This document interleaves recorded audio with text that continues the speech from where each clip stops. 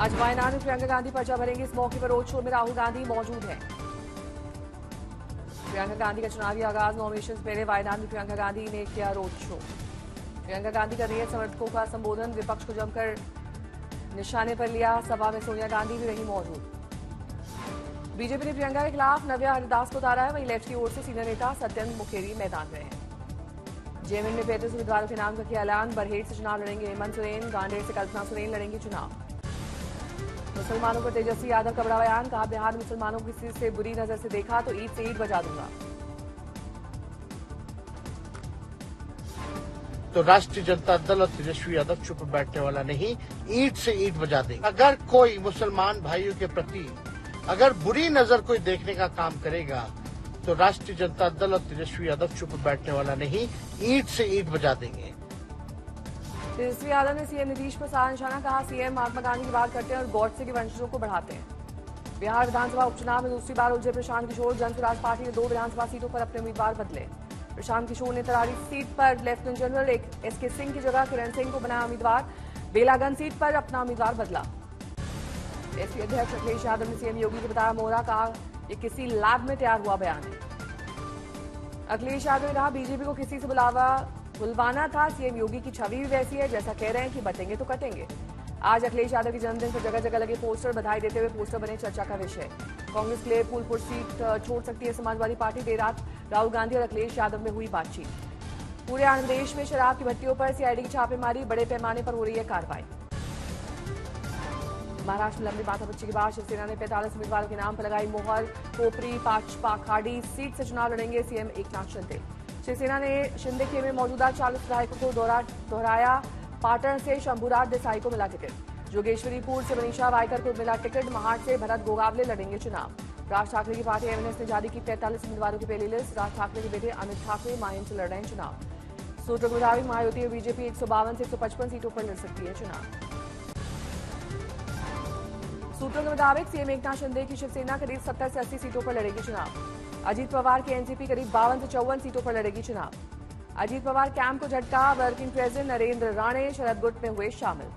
मुंबई में सीट बंटवारे को लेकर एनडीए की 4 घंटे चली बैठक। आज एनडीए के नेता करेंगे प्रेस कॉन्फ्रेंस। महाराष्ट्र चुनाव में कांग्रेस 104 तो 88 सीटों पर लड़ेगी एनसीपी। उद्धव गुट को 96 सीटें। आज शी जिनपिंग से मुलाकात करेंगे प्रधानमंत्री। गलवान में तनाव के बाद पहली बार औपचारिक बातचीत। रूस के राष्ट्रपति पुतिन से पीएम मोदी की द्विपक्षीय बातचीत। रूस यूक्रेन संघर्ष पर बोले पीएम, शांति से समाधान, भारत हर तरह की मदद को तैयार।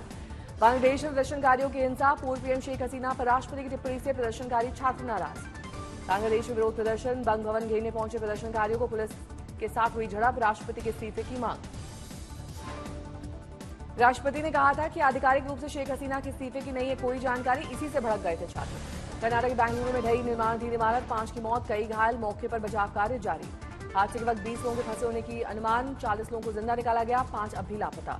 श्रम मंत्री संतोष लाड ने रात भर बचाव अभियान का लिया जायजा। मलबे से निकाले गए मजदूर। एनडीआरएफ के जवान मलबे में फंसे मजदूरों से बातचीत करने की कोशिश कर रहे थे। उत्तरी कश्मीर के कुपवाड़ा में एक कॉलोनी में लगी भीषण आग। लकड़ी घरों की वजह से आग काफी तेजी से फैल गई।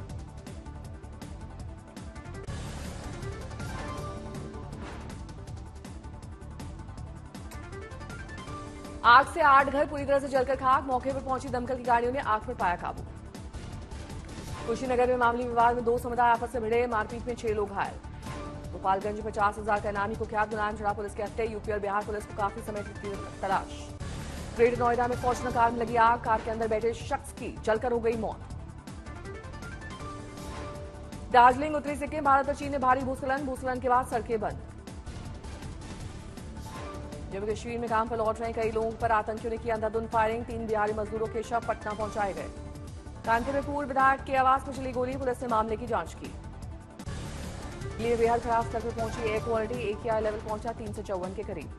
दिल्ली के जहांगीरपुरी में AQI लेवल 417 तक पहुंचा। आनंद विहार का AQI लेवल 402। दिल्ली में प्रदूषण पर अंकुश लगाने के लिए एक और कदम। बढ़ते वायु प्रदूषण के बीच एनडीएमसी ने पार्किंग शुल्क दोगुना किया। दिल्ली एनसीआर में लागू हुआ ग्रैब टू में पार्किंग के चार्जेस बढ़ा दिए जाते हैं ताकि लोग गाड़ी का कम इस्तेमाल करें। यूपी के मुरादाबाद शहर में कई हिस्सों में छाई धुंध, विजिबिलिटी हुई कम।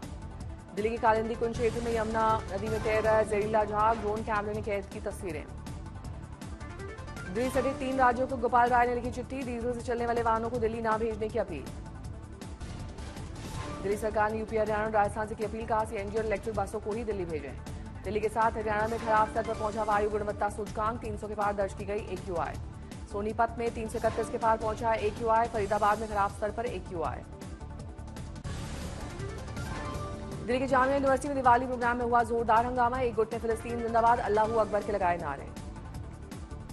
एबीवीपी के छात्रों ने दिए और रंगोली से छेड़छाड़ का लगाया आरोप, अब तक कोई आधिकारिक पुष्टि नहीं। जामिया विवाद पर बीजेपी नेता तरुण चुग ने कहा, जेएनयू में दिवाली बना रहे छात्रों पर हमला करना बेहद निंदनीय है। इलाहाबाद हाईकोर्ट में श्री कृष्ण जन्मभूमि और शाही ईदगाह मस्जिद विवाद में मुस्लिम पक्ष की रिकॉल अर्जी पर आज सुनाया जाएगा फैसला। अरुणाचल के तवांग जिले में मौसम की पहली बर्फबारी, क्षेत्र में पर्यटकों की आवाजाही शुरू। बाबा सिद्दीकी हत्याकांड में लॉरेंस बिश्नोई के भाई अनमोल बिश्नोई के संपर्क में थे शूटर, क्राइम ब्रांच की जांच में खुलासा। जय शेट्टी हत्याकांड में छोटा राजन को बॉम्बे हाईकोर्ट से मिली जमानत। लखनऊ के एमआई बिल्डर पर इनकम टैक्स की छापेमारी, 16 ठिकानों पर पड़ी रेड। साक्षी मलिक के इंटरव्यू पर बबीता फोगाट का ट्वीट, लिखा खुद के किरदार से जगमगाओ, उधार की रोशनी कब तक चलेगी। साक्षी मलिक ने कहा था, विनेश बजरंग के एशियन गेम्स से छूट स्वीकार करने से फैसले से कमजोर हुआ था पहलवानों का आंदोलन। खरगोन में मोबाइल नेटवर्क नहीं मिलने से गुस्साए ग्रामीणों ने अधिकारियों को बनाया बंधक, टावर के पास गेट पर लगाया ताला। हाथरस में एसओजी की टीम ने संयुक्त कार्रवाई में 2 पशु तस्करों को पकड़ा, मुठभेड़ में आरोपी घायल। इंदौर में 10 साल की बच्ची के साथ दुष्कर्म, लोगों ने आरोपी को पकड़कर किया पुलिस के हवाले। मुजफ्फरनगर में पुलिस मुठभेड़ में 2 बदमाश घायल, बदमाशों पर दिन दहाड़े एक महिला ने चेन स्नैचिंग का आरोप लगाया, सीसीटीवी में कैद हुई थी वारदात। संभल में पति ने पत्नी की गला रेतकर हत्या की, दूसरे शख्स से बात करने से गुस्साए पति ने दिया घटना को अंजाम।